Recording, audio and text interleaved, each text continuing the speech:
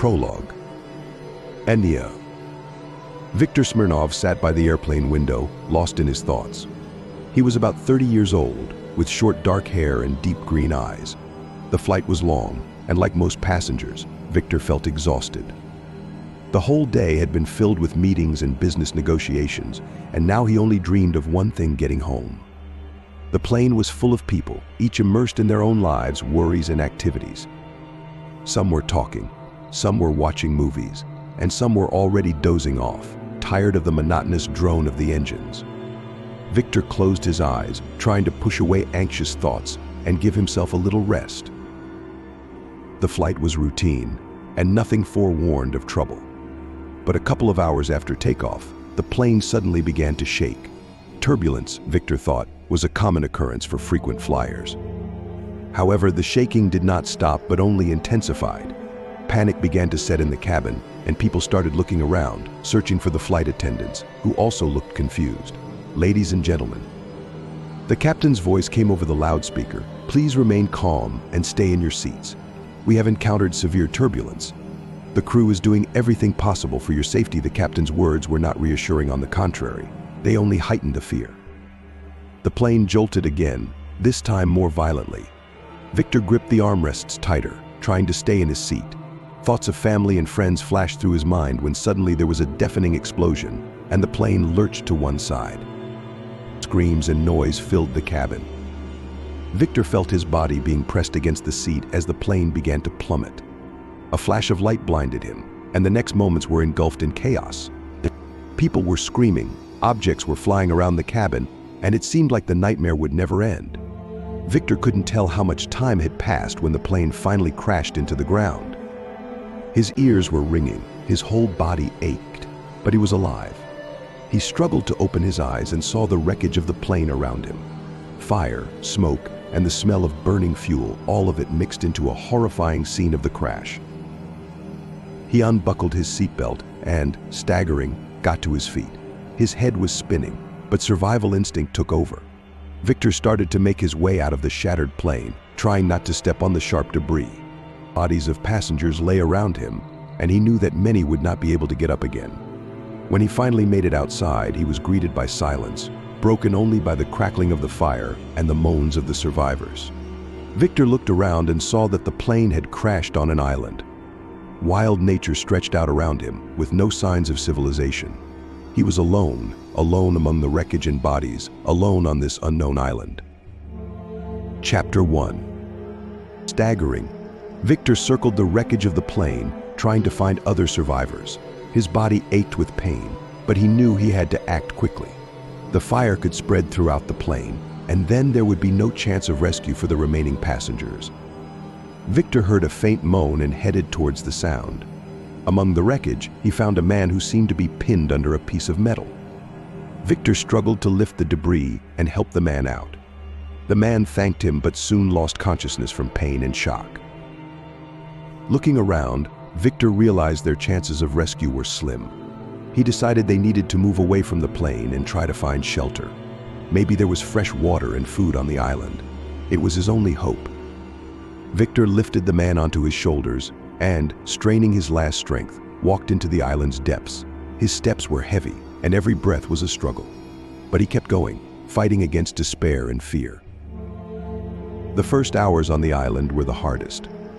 Viktor found a small clearing where he could lay the injured man and try to provide first aid. He remembered the first aid lessons he had taken many years ago and began to act. After treating and bandaging the wounds, he realized his knowledge ended there. He needed to find water and food, but he couldn't leave the injured man alone. Night fell unexpectedly quickly. Darkness enveloped the island, and Viktor realized he needed to start a fire. He gathered dry branches and leaves, found some stones, and tried to light a fire.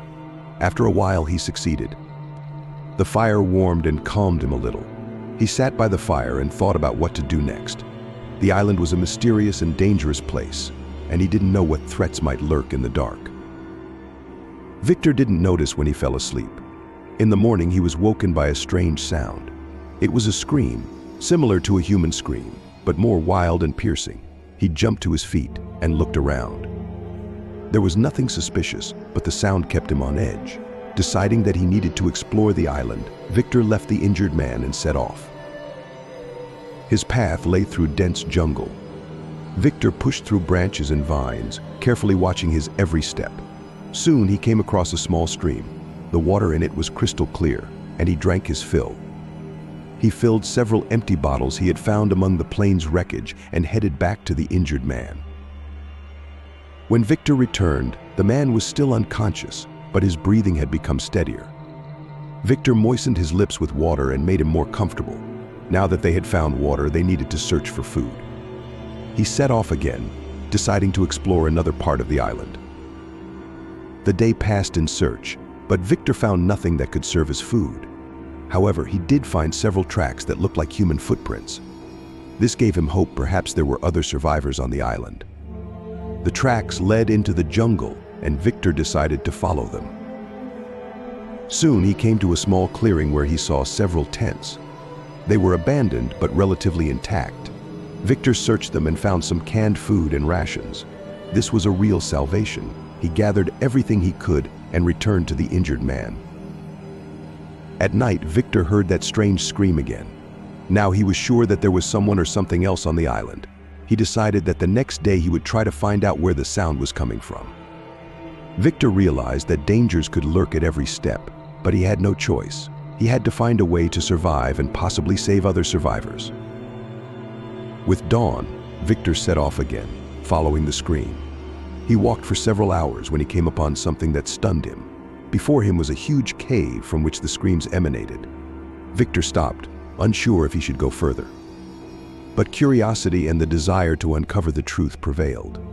He took a step forward, feeling his heart pound in his chest. The cave was dark and menacing. Viktor cautiously moved forward, trying not to make any noise. Suddenly, he saw a light in the distance. It was a small fire around which several people sat. They looked exhausted and scared. Viktor realized he had found other survivors. He approached them and called out. The people flinched, but when they saw Viktor, their faces brightened. He recognized several passengers from his flight. They told him that there was something on the island that hunted them. It was a huge creature that appeared at night and took people away. Viktor realized that the dangers were far more serious than he had thought. But now he had a goal to save the others and find a way off this terrible island. He discussed a plan with his new acquaintances, and they decided to act together. Night was falling, and Viktor and the other survivors prepared for a fight. They lit several fires around the cave, hoping that the fire would scare the creature away. Everyone sat in tense silence, listening to the night sounds. And then, when the night was at its darkest, they heard that eerie scream again. Viktor felt cold sweat trickle down his back. He gripped his improvised weapon and braced himself for the worst. The darkness around them was thick, and it seemed that every rustle and crack of branches heralded the appearance of the monster. The creature appeared suddenly. It was enormous, with glowing eyes and sharp claws. It moved quickly and deftly despite its size.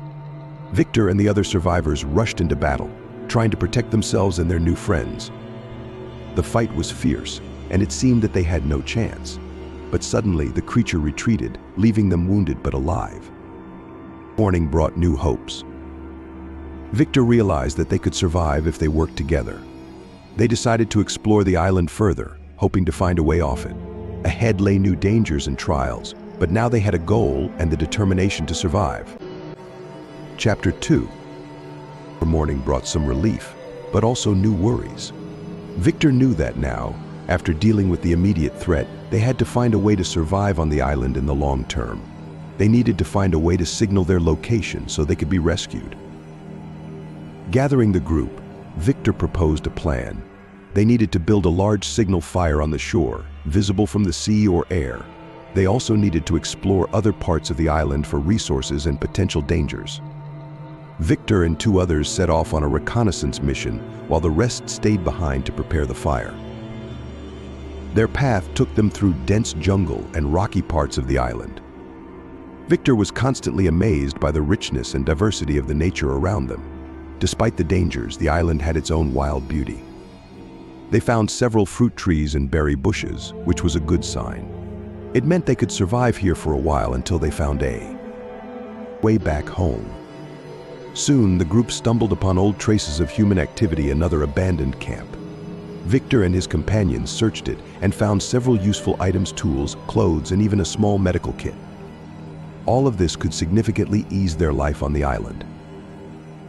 However, the most important discovery was an old radio station. It was badly damaged, but Viktor knew that if they could fix it, they might have a chance to contact the outside world.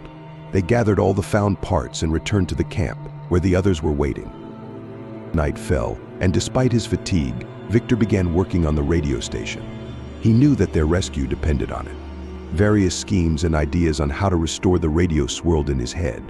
Working by the light of the fire, he gradually brought the device into working condition. By morning, the radio station was ready. Viktor turned it on and, holding his breath, started tuning the frequencies. The noise of the ether was deafening, but suddenly he heard a faint signal. It was a voice speaking in English. Viktor realized they had made contact.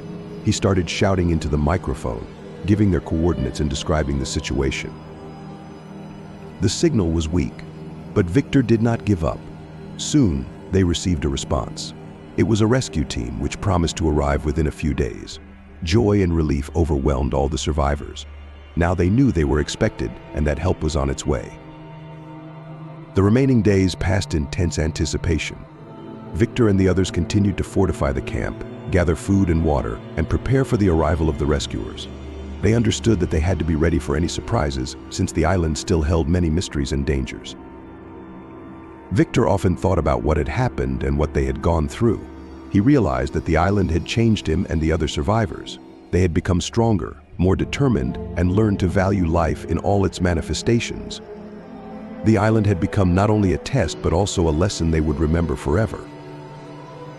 When the rescuers finally arrived, Viktor felt mixed emotions. On one hand, he was glad their nightmare was over, but on the other, he knew that part of his heart would remain on this island forever. The rescuers helped them leave the island, and soon they were on their way home. Returning to civilization was not easy. Viktor and the other survivors faced many questions and problems. They had to tell their stories, explain what had happened, and try to return to normal life, but they knew they could overcome any difficulties now. Several months passed, and life gradually got back to normal. Viktor found a job, made new friends, but never forgot those who stayed on the island. He often recalled his companions, the struggle for survival, and the lessons they learned from this experience. One day, Viktor received a letter. It was from one of the rescuers, who informed him that traces of an ancient civilization had been found on the island. This discovery interested many scientists, and several expeditions were soon organized to explore the island. Viktor decided to join one of these expeditions. He felt he had to return to the island and finish what he had started. The island was not just a place of survival, but a part of him. He knew this journey would be challenging, but he was ready for new trials. So began a new chapter in Viktor's life. The island that once was his nightmare had now become the place where he found his true calling.